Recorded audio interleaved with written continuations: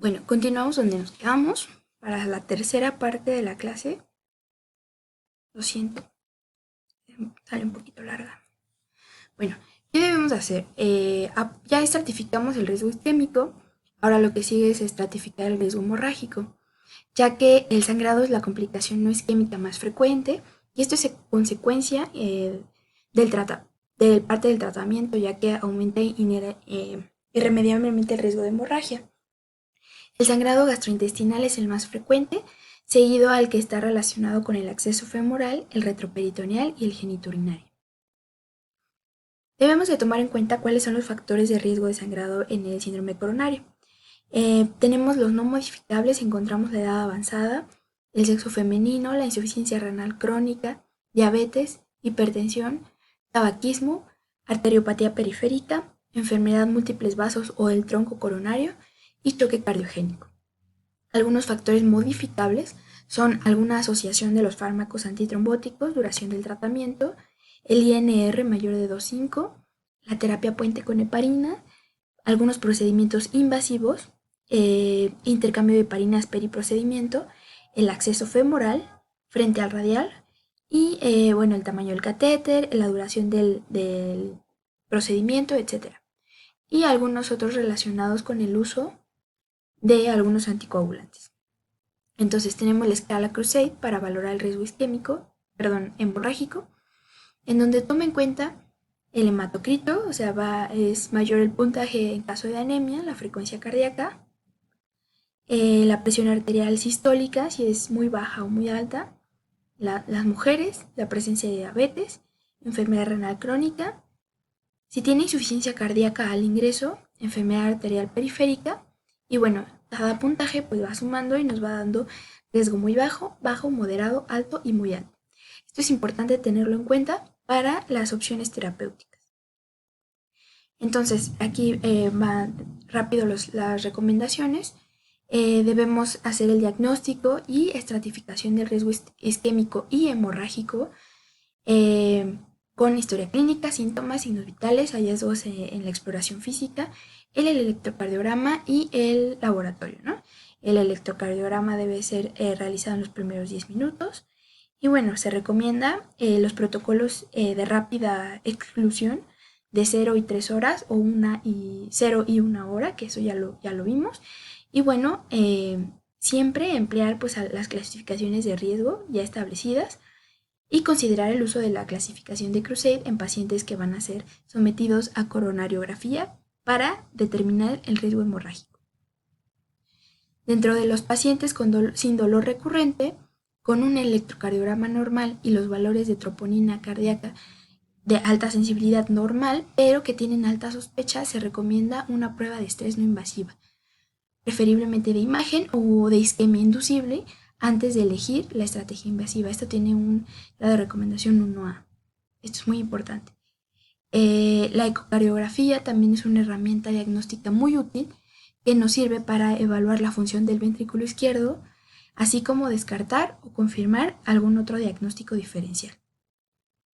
La monitorización del ritmo cardíaco también es muy importante, tiene una clasificación 1C, hasta que se confirme o descarte el diagnóstico de infarto sin elevación, entre otras recomendaciones. Entonces, para el tratamiento es muy importante pues evaluar, ¿no?, el objetivo del mismo. Uno es disminuir para en relación a disminuir la demanda de miocardio de oxígeno. ¿Cómo? Disminuyendo la frecuencia cardíaca, disminuyendo la presión arterial, disminuyendo la precarga o la contractilidad del miocardio, así como aumentar el aporte de oxígeno, como haciendo vasodilatación coronaria en especial, ¿no?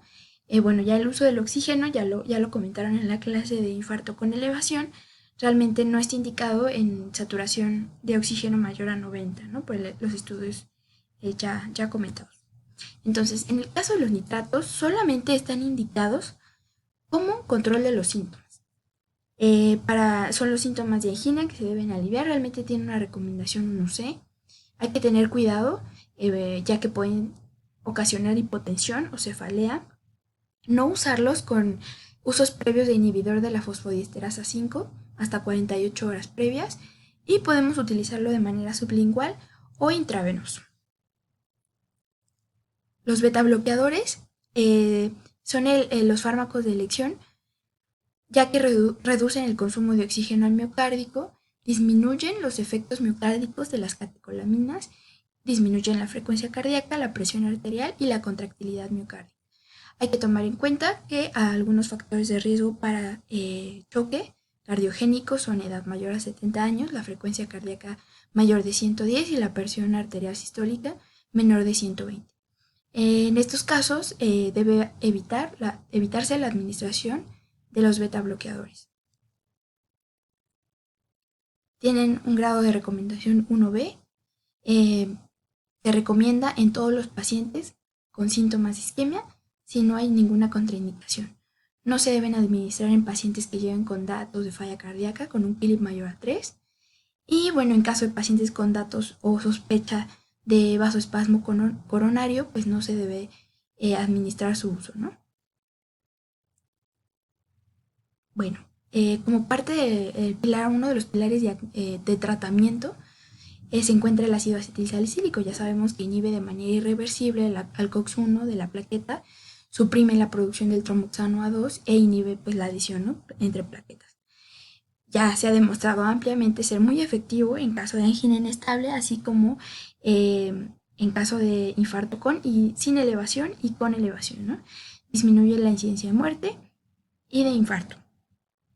Algunos estudios, el Current OASI-7, en el que se evaluaron pacientes con cardiopatía isquémica aguda, no hay diferencia realmente aquí, por ejemplo, en la dosis de usar 150 300 versus dosis más bajas de 75 y 100.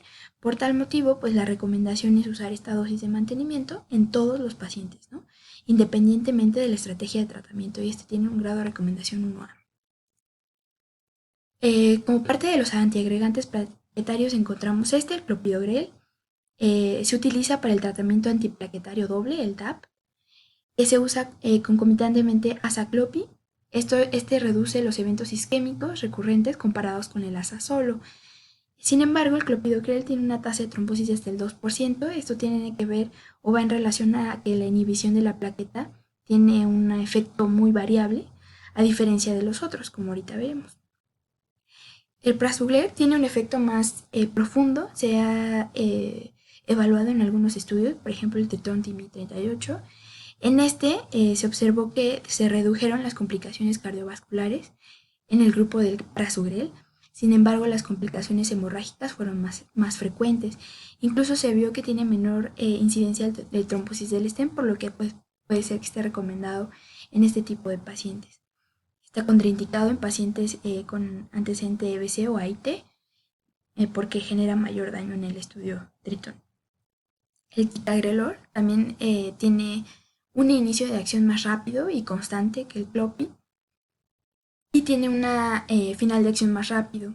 Entonces hace que la plaqueta se recupere más rápido cuando se suspende. En el estudio Plato se mostró que se usó clopi versus ticagrelor.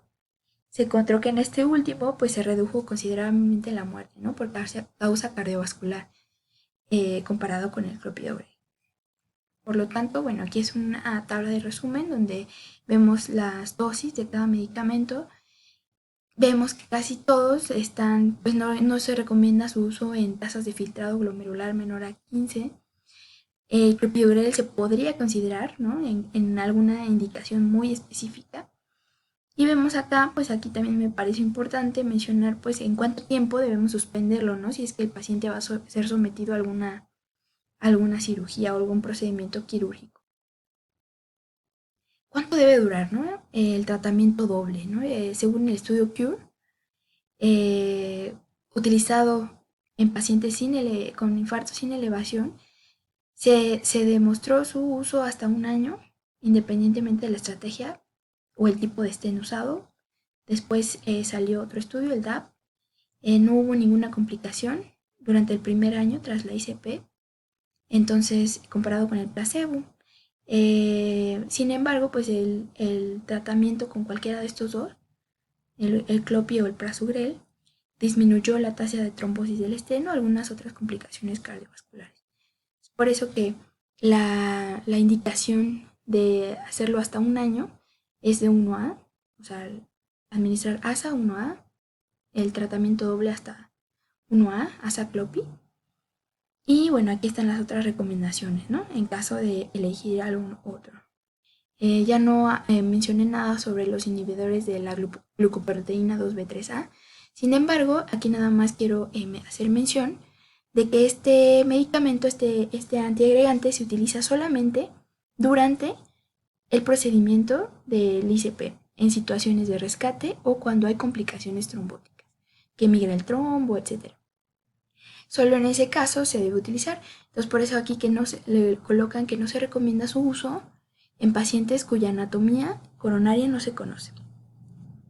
Y bueno, otro punto importante para los antiagregantes es que en quienes vamos a utilizar un IBP como protector de la mucosa gástrica en aquellos pacientes con antecedente de úlcera o hemorragia gastrointestinal que tengan uso crónico de AINES o uso de corticoides, personas mayores de 65 años, enfermedad por reflujo gastroesofágico o infección por Helicobacter pylori.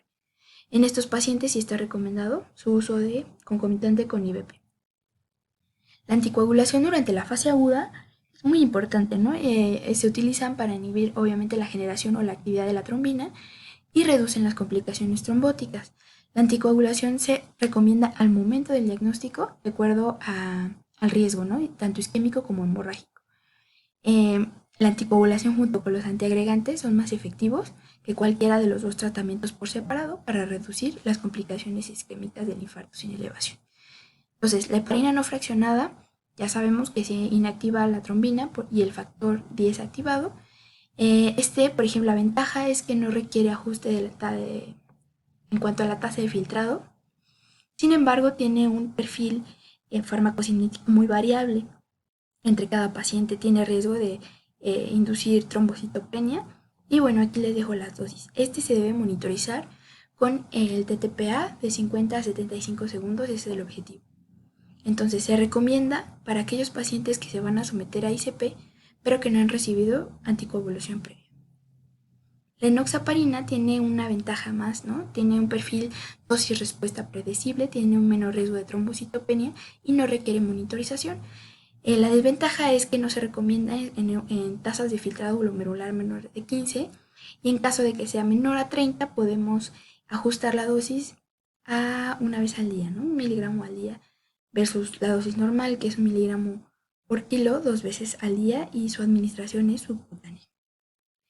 El fondaparinux, igual es un inhibidor selectivo del factor 10A activado. La ventaja, al igual que el previo, no requiere monitorización, no induce trombocitopenia y tiene el perfil de eficacia y seguridad más favorable.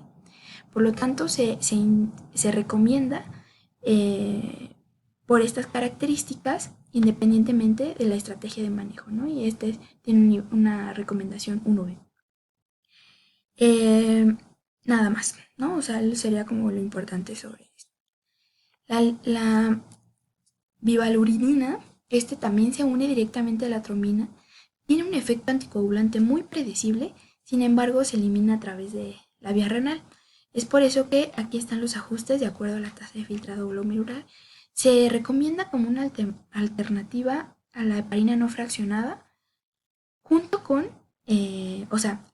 se da bivalirudina sola como alternativa al manejo con la heparina no fraccionada con el inhibidor del GP2B3A, que sería, no sé, ejemplo, tirofibán, ¿no? Entonces, tiene un nivel de evidencia 1A. Tiene mejor perfil de seguridad, ¿no? Aquí están los grados de recomendación para que los revisen a fondo en